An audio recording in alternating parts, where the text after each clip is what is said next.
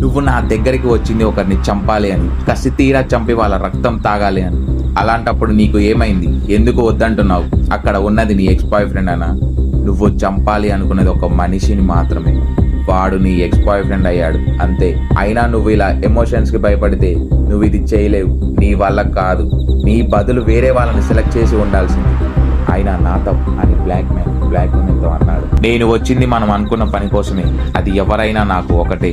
నీకు వాడిని చంపడానికి ఏ అనుబంధం అడ్డొస్తుంది? వాడు నిన్ను వదిలేసిన విషయం మర్చిపోయావా? నీ ప్రేమను కాదన్న ఒక పురుగు వాడి గురించి ఎందుకు ఆలోచిస్తున్నావు? నీ ఆలోచన అంతా వాడిని చంపే విధానం మీద పెట్టు, నీ అనురాగాల మీద కాదు. నువ్వు దీనికి సిద్ధంగా ఉన్నావా?